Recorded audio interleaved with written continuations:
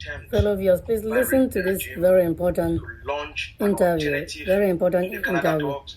Let's walk through some of the AGOVC solutions Cameroon has no purported nonsense spokesman. to provide as AGOVC solutions no to the nonsense conflict. spokesman They started off Asu by Lucas denying that there was a conflict. interviews They started off by denying that for there a was a one-on-one problem. session with Then when they accepted that there was a AGOVC problem VP, AGOVC and Vice it was President actually Dr. an Julius armed Nyih. conflict, Dr. Julius they Nyih. instituted the Commission of Disarmament. That failed. They quickly said it was a language problem. They redefined the problem and said it was a language problem. And then they created the Commission for Bilingualism and Multiculturalism. That failed. Then they said it was a governance structural problem. And so they called for the Grand National Monologue and brought some paid Ambazonians from the diaspora. They used them, they dumped them, they discarded them. The Grand National Dialogue failed. Then they came out of that a year later. They said, oh, they are going to give Grand Ambazonian special status. You know what happened to that? That failed. Then they said, oh, with special status, they are launching decentralization, a policy that they adopted in 1996. They never implemented it. They introduced decentralization. It's going nowhere. 1 year later, Mr. Biya launched the Biya's reconstruction project. That failed. Then they came up with a policy of, oh, the war is over. We have won the war. It's now normalization. So these are all the various manipulative and propagandist steps that the Biya regime has taken to deceive the international community, the Camerooners, and the Amazonian people that it's doing something. That's what I wanted to ask you.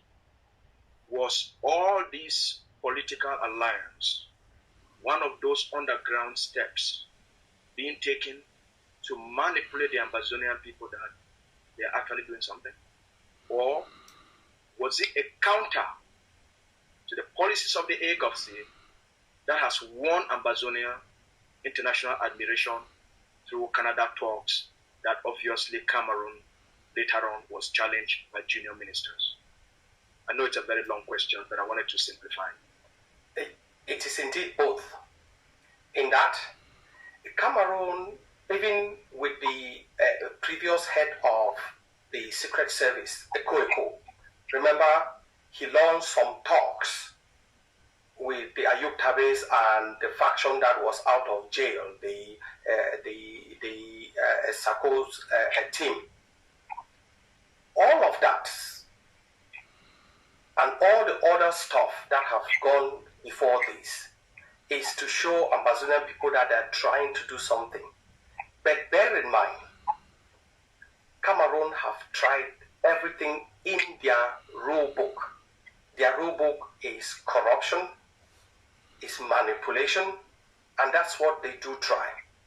It is also, and remember, that Cameroon would not like to talk to the AGOVC directly for now, until they know that they have a counter to the AGOVC that is on its side. That is the miscalculation they had when they went to Canada, because they thought they had recruited, even within the AGOVC, the likes of Capo Daniel, that will go and provide a counterweight and will sign up for something in Canada. It failed.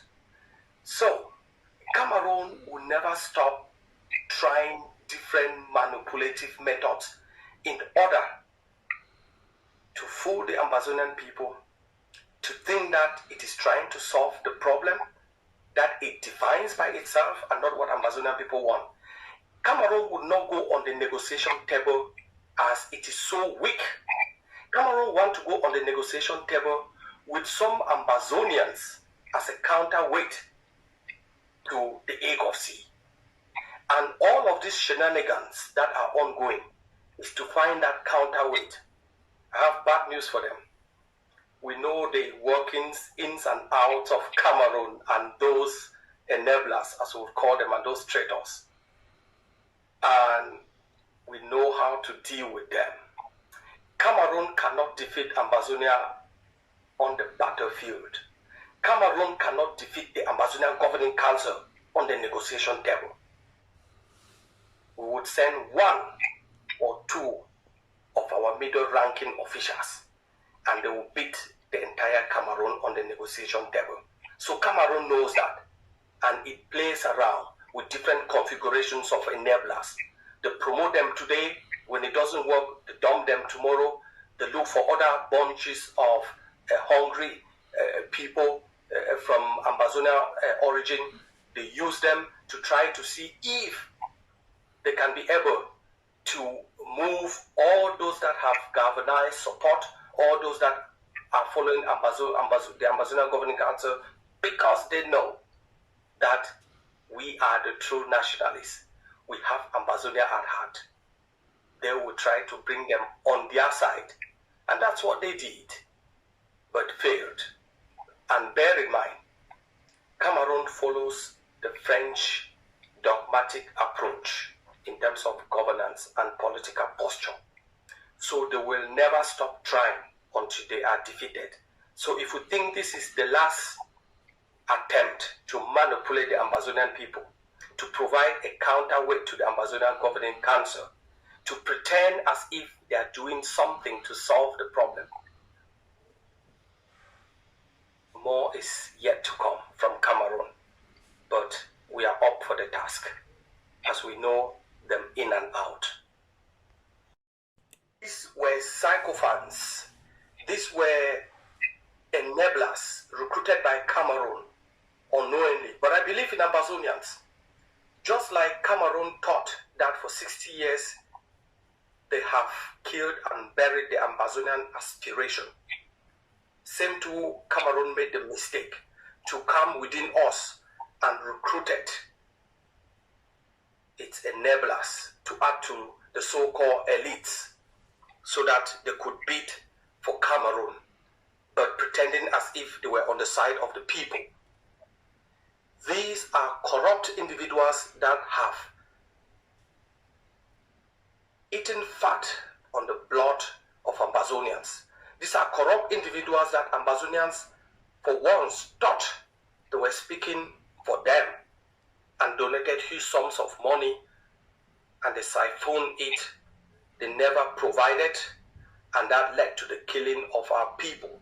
That led to the killing of fighters on the ground. Let's make it clear. There will be no reconciliation.